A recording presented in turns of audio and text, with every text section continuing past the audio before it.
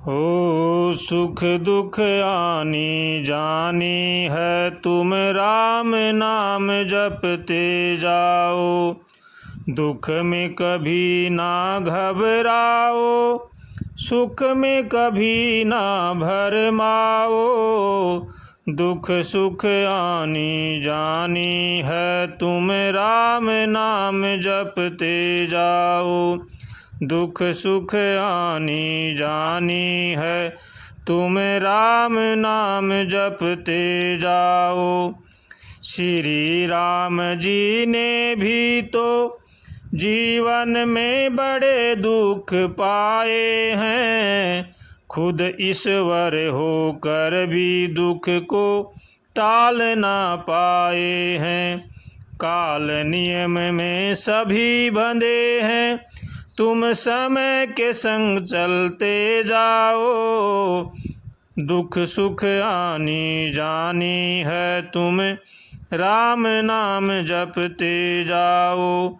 दुख में कभी ना घबराओ, सुख में कभी ना भरमाओ। सुख दुख आनी जानी है, तुम राम नाम जपते जाओ। सुख दुख आनी जानी है, तुम राम नाम जपते जाओ। राम का जब वनवास हुआ तो लखन सिया ने साथ न छोड़ा। राम का जब वनवास हुआ तो लखन सिया ने साथ न छोड़ा। राम के संग चल कर वनवास में राम के दुख में खुद को जोड़ा। सुख दुख जीवन का साया है, तुम सत्य कर्म करते जाओ। सुख दुख आनी जानी है, तुम राम नाम जपते जाओ।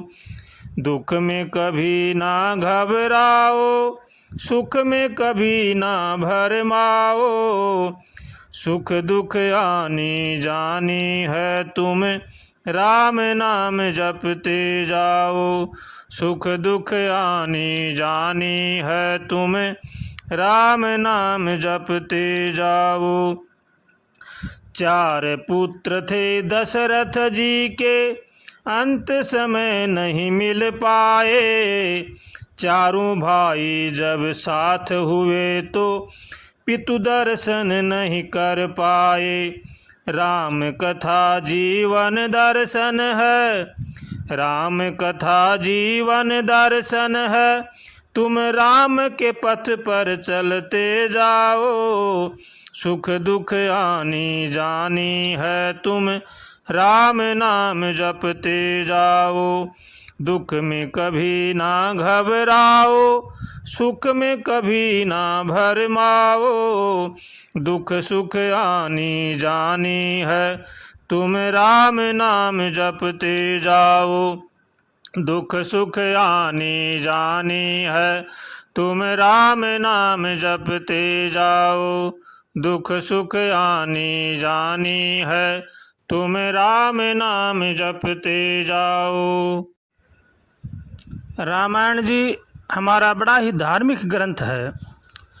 तुलसीदास जी महाराज जी ने कलयुग के जीवों के लिए बड़ा ही सरल भाषा में लिखा है। रामायण जी बड़ा ही आदर्श सिखाती है। राम जी ने अपने जीवन में बचपन से लेकर मृत्यु पर्यंत तक मनुष्य को क्या करना चाहिए, ये सभी रामायण जी में स्पष्ट रूप से लिखा हुआ है। इसलिए रामायण जी प्रत्येक घर में अवश्य होनी चाहिए। ज़्यादा नहीं तो कम से कम 1-2 चौपाई, 1-2 तो ज़रूर ही पढ़ना चाहिए। रामायण जी से हमें बड़ी ही शिक्षाएं मिलती हैं। जीवन में कैसे रहना चाहिए, कैसे चलना चाहिए, कैसे कर्तव्य कर्म करना चाहिए, ये सब हमें रामायण जी से सीखने को मिलते हैं। इसलिए रामायण जी हमारा बड़ा ही धार्मिक ग्रंथ है, इसको अवश्य ही पढ़ना चाहिए। राम जी भगवान थे, फिर भी उनके जीवन में अनेकों कष्ट उठाए, अनेकों कष्ट आए। इनसे जीवन में यही शिक्षा मिलती है कि सुख दुख जीवन में आने और जाने वाले हैं, इनमें कभी भी किसी मनुष्य को घबराना नहीं चाहिए। भगवान की शरण में होकर के भगवान का भजन करना चाहिए। राम, लक्ष्मण और सीता जी जब वन को जा रहे हैं तब वो भारद्वाज ऋषि के आश्रम पर पहुँचते हैं। तो भारद्वाज ऋषि राम जी को देख करके बड़ा ही धन्य हो गया। उन्होंने उनको प्रणाम किया, उनका आशीर्वाद लिया और बड़ा ही मगन हो गया। तब राम जी उनको भक्ति का वरदान देते हैं। भारद्वाज जी कह रहे हैं, आज सफल तप तीर्थ त्यागु, आज सफल जप जोग विरागु, सफल सकल शुभ साधन साजू, राम तुम ही दे अवलोकत आजू।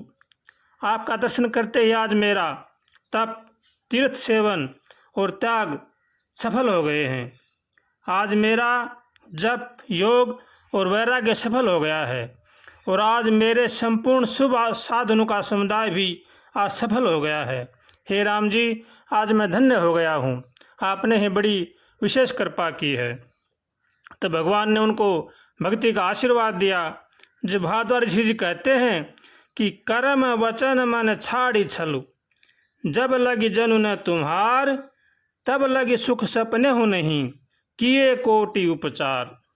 हे राम जी, जब तक कर्म, वचन और मन से मनुष्य छल छोड़ करके आपका दास नहीं हो जाता है, तब तक वह चाहे करोड़ों उपाय क्यों न करे, फिर भी सपने में भी वो सुखी नहीं हो सकता।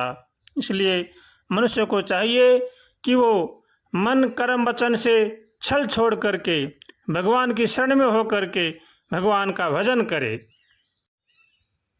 अगर हम भगवान का भजन करते हैं लेकिन मन के अंदर छल कपट है, तो चाहे हम लाख भजन करो, लाख जप तप करो, लाख दान पुण्य करो, जब तक हमारे मन के छल कपट नहीं जाएंगे तब तक हम जीवन में सुख शांति से नहीं रह सकते।